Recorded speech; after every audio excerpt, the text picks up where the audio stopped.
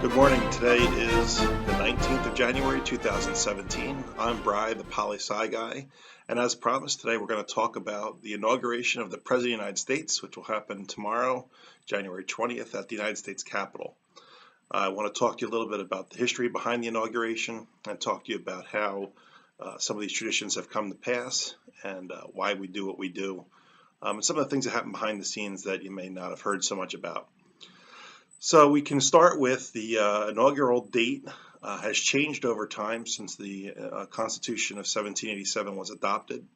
Originally, the inauguration happened in March, and that was when it still took a long time for the mail to get around and for people to have to travel in the middle of winter and between Election Day in November and Inauguration Day in March. It took a lot of effort.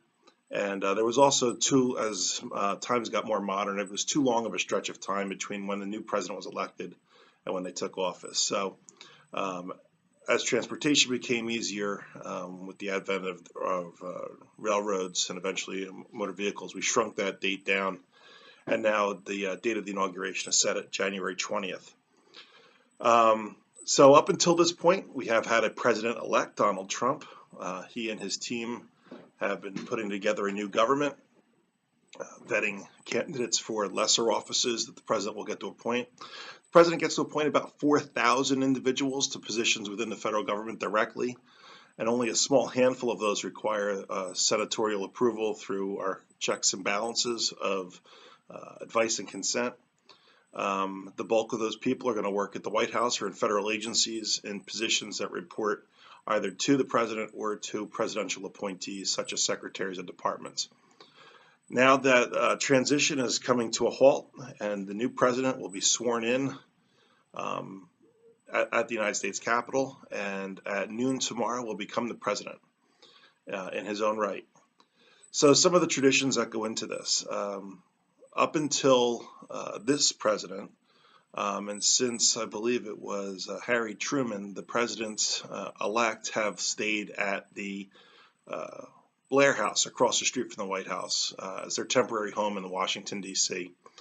Obviously, President-elect Trump has been staying in New York City at his own home or his own hotels in Washington, and then has traveled down as needed.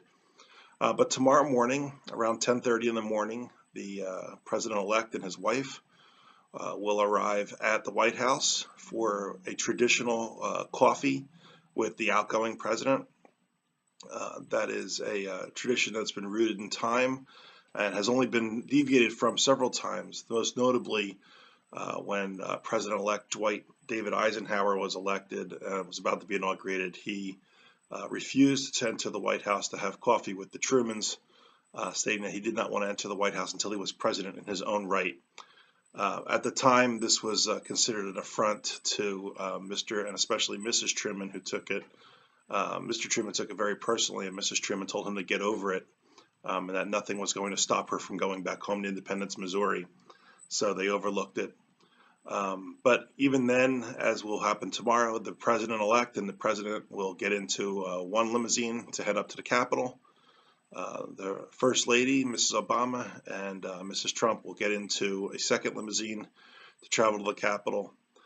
They will arrive at the Capitol and will be kept with other dignitaries inside the U.S. Capitol while thousands of people gather on the west front of the U.S. Capitol in what promises tomorrow to be a chilly, rainy, wet day.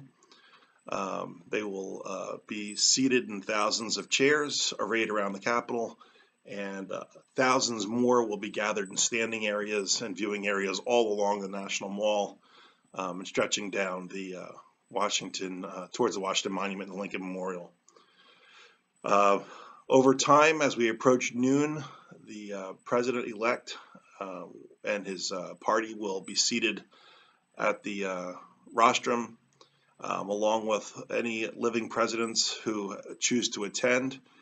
Now, it's our understanding tomorrow that President George W. Bush will probably not be in attendance, although he had promised to come. As you know, his father, George H.W. Bush, former President of the United States, is in the hospital, and so is his mother, former First Lady Barbara Bush. So my guess is we won't see President George W. Bush tomorrow, but I could be wrong. But other living presidents who have chosen to attend will be seated before the president and the president-elect. The outgoing president will be announced over the public address system and will be heralded with 4 ruffles and flourishes, which is the appropriate dignitary salute for head of state. And for the last time, he will hear the Marine Band, the president's own, play Hail to the Chief as he descends the steps from the Capitol to his seat. The next time he hears Hail to the Chief will be played for the Commander-in-Chief, the new President, Donald Trump. The Constitution states that the new president takes office at noon on January 20th. Now, in the past, there's been situations where delays in the ceremony or other scheduling problems have led to the president not taking the oath until after 12 noon. There's always some intrepid reporter at some newspaper who writes that during that period there was no president. A, that's not true. B, the government has taken care of and addressed that problem the following ways. Number one, before the president gets sworn in, the vice president-elect is sworn into office. So if you're looking for a technicality in the period between 12 noon and when the president takes office, the new vice president is the acting president. Who cares?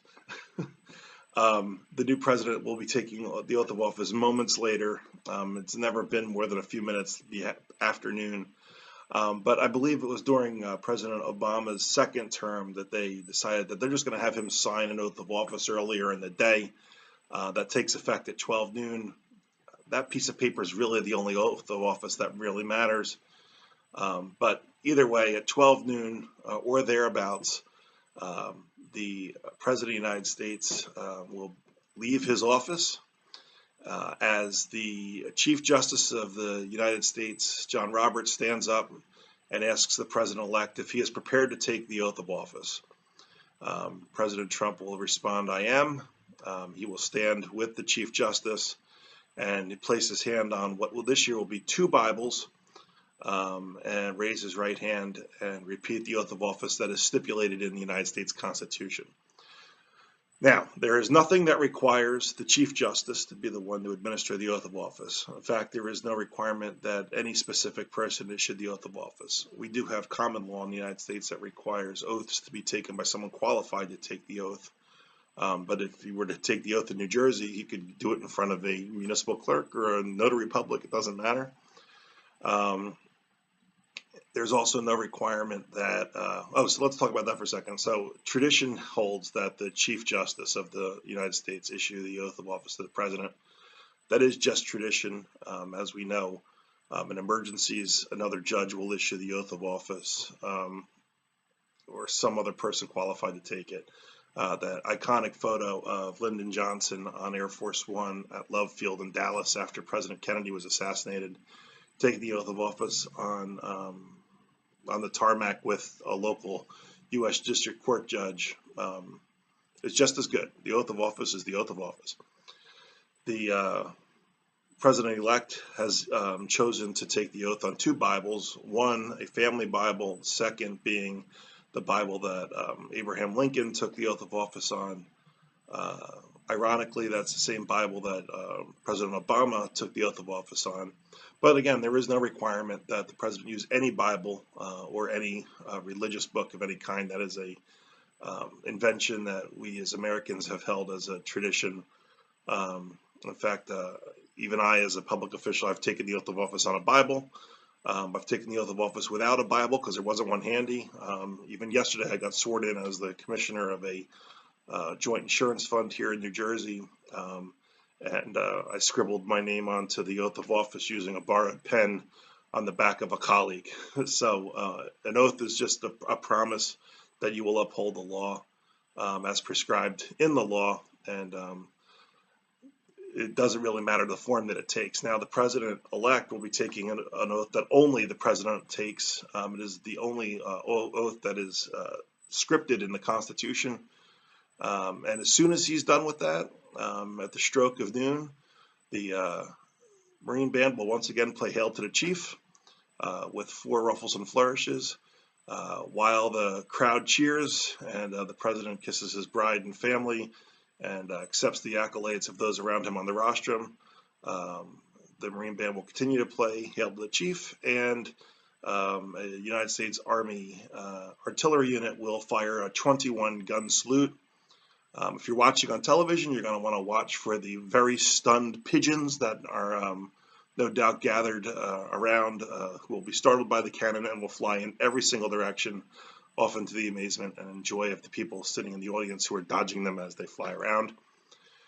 The president-elect will then make a speech, his inaugural address, which will be followed closely by people around the world and will be remembered by history for as long as recorded history exists. Everyone waits to hear whether this will be a ask not what your country will do for you, or we have nothing to fear but fear itself kind of speech, or will it be what it normally is, which is just a speech with the president doing his best. Who knows? Maybe we'll be surprised. President gives a speech. Throughout the day, there'll be music played by the president's own band, and then at some point, the official party will depart. Tradition holds that the president-elect and his wife will depart the Capitol in the helicopter normally called Marine One. It'll no longer be Marine One because it will not be carrying the President of the United States, but a former President of the United States. So this Marine helicopter will take off from the east front of the United States Capitol and will transport the former president and his family to Andrews Air Force Base, where they will depart the nation's capital for what I understand is an extended vacation in California before returning back to the District of Columbia to start their new life in their new home in the Colorado district of Washington. As also is tradition, the incoming president permits the outgoing president to use the jet normally known as Air Force One, special air mission from the United States Air Force. That jet is only Air Force One when the president is on board. A former president is not afforded that same privilege, but he will be able to fly on the same plane, and that's a gift from the incoming president to the outgoing president. Meanwhile, the new president will return inside the Capitol and will be feted at a luncheon given by Congress in his honor. If it's raining really hard, they may move the ceremony inside the Capitol, the entire ceremony inside the Capitol, but I would not bet a lot of money on that. It's going to have to be raining pretty hard for them to want to do that. And that's more or less the ceremonial portion of the day. Meanwhile, at the White House, the White House staff has roughly 5 hours from when the president and the president-elect leave the White House to go to the Capitol until the president and his family return after the ceremonies and the parade. In that 5-hour window, the White House staff has to completely renovate the White House from an outgoing family who's just moved out for the incoming family, which is just about to move in. Some of the more ceremonial portions of that, and this all happens behind the scenes, none of it's on television, but the outgoing president's presidential standard, the presidential flag that's in the Oval Office, will be furled, rolled up, and properly packaged to be shipped to the outgoing president at a destination of his choosing.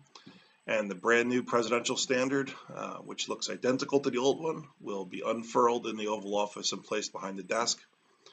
At the same time, changes to the physical Oval Office, including things like artwork and personal effects on the desks, will all be swapped out from President Obama to the new President Trump.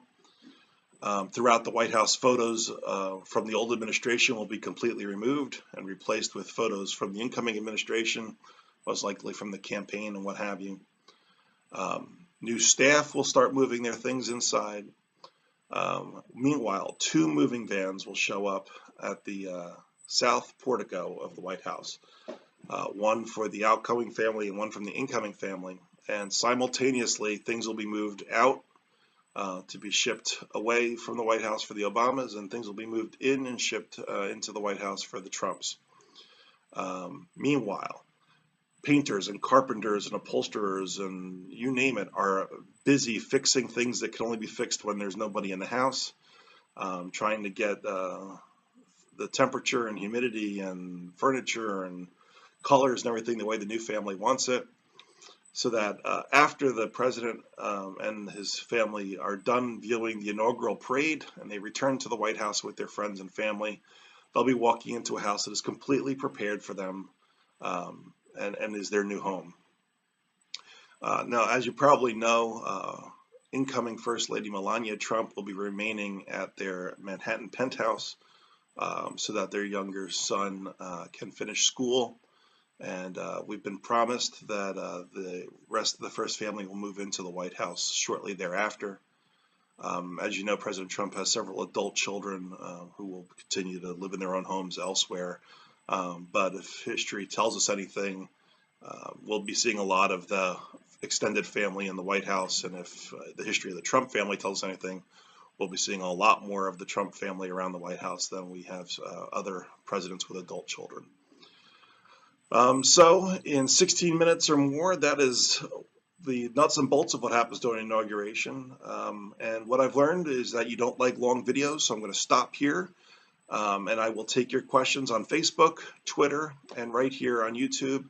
And be sure to post them, and I will be live blogging during the inauguration and thereafter answering any other questions that you might have. So God bless America, and God bless our incoming president. And thank you to our outgoing president and his family for their service, and to the outgoing vice president and his family. And here's to wishing all of us luck and good times, good fortune in the coming administration. Thank you, and we'll see you soon.